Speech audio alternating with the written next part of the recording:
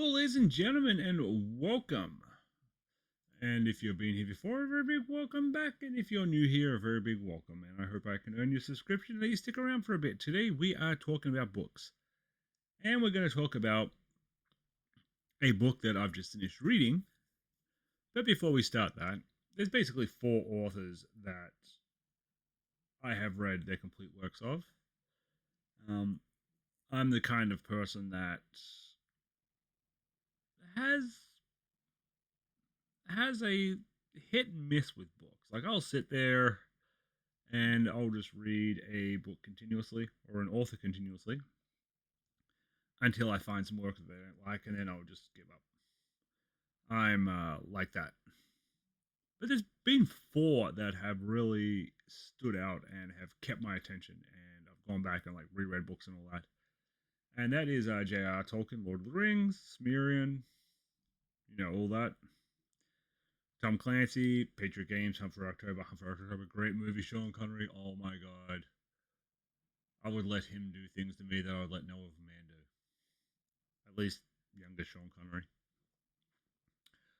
But then there's also Raymond E. Feist. If you haven't read any books by Raymond E. Feist, holy hell, you have to read the Magician series.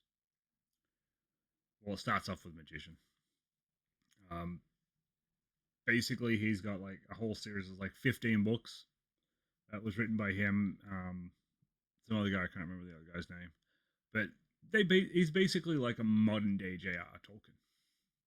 Only, I think better. But that's my personal opinion. You have your own. Some people that I've said this to have just absolutely lost their nut on me because I've said that Raymond E. Feist is better than Tolkien, and I think Raymond E. Feist is better than Tolkien.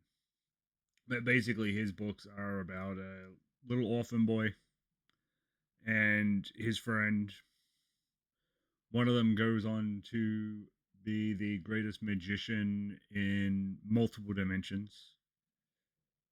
Basically, goes through the 7 layers of hell. And his other friend puts on armor, becomes basically immortal, and bangs the wood off Queen. So yeah. But anyway, it, the it's the Rift War trilogy. Is the first three. There's a Magician, and then there's Silverthorn, and there's Darkness of Sethorn.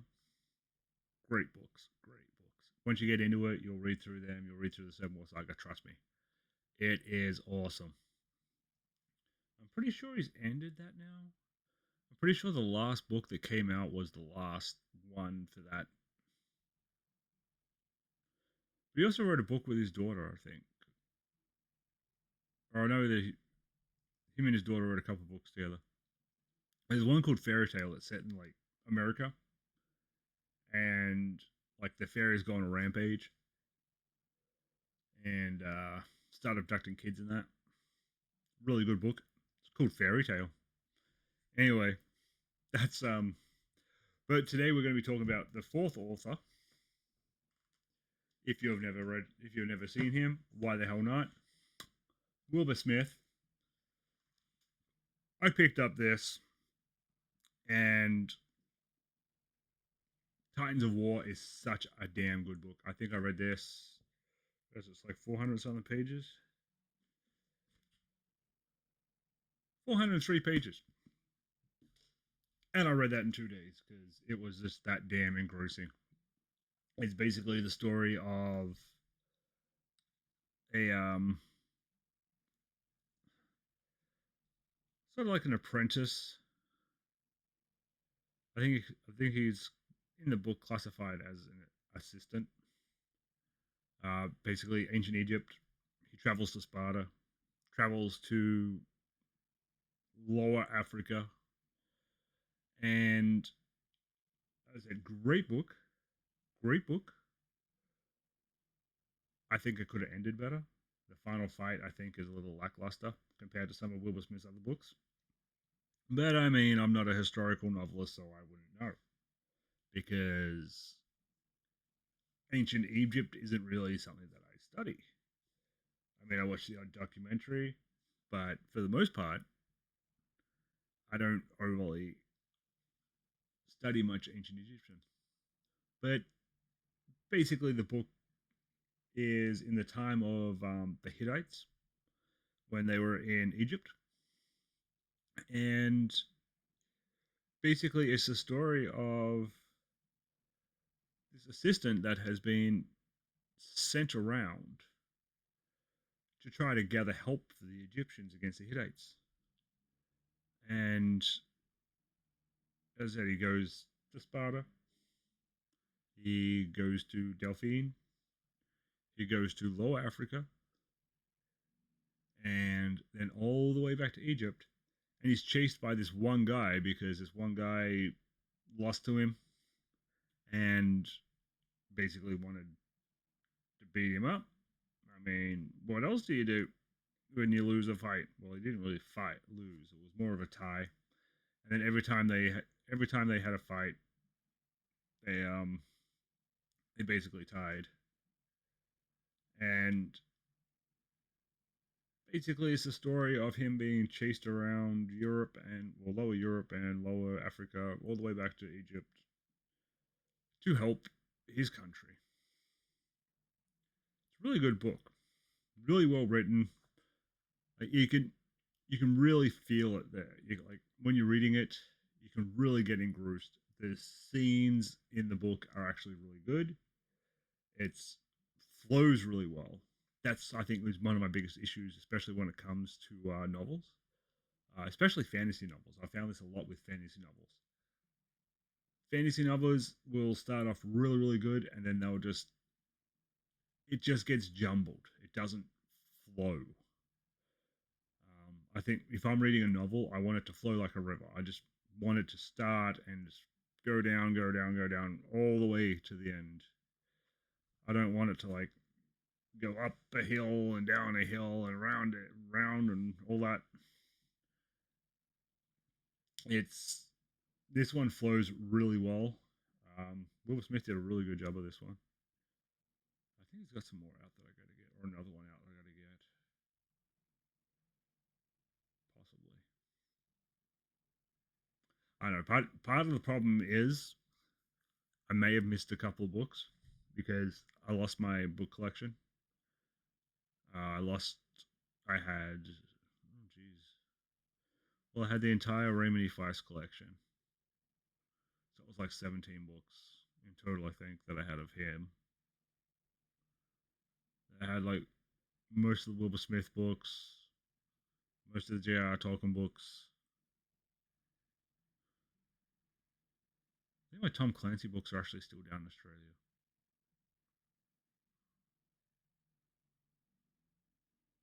Yeah, I think they are. I remember like the first like real novel I read was Tom Clancy, Hunt for October, because my parents got it for me for Christmas when I was like, geez, I don't know, what was I like 16 or something? And it was like a double book. It was Hunt for October and Patriot Games. But anyway, I'm going off on a tangent now. I'm not keeping this flowing like I should, am I? I'm breaking my own rules there. I mean, I think everything should flow, and I'm just like, oh yeah, I'm just gonna squirrel. But anyway, so basically, it's the story of what does it say here? A ruthless enemy, a civilization in ruins, a quest for salvation. For over 50 years, Egypt has known nothing but war and devastation at the hands of the Hyksos. I thought it was the Hittites. It's the Hyksos. I mean, I think they're basically interchangeable, wasn't it? Or were they different? I know they both use chariots.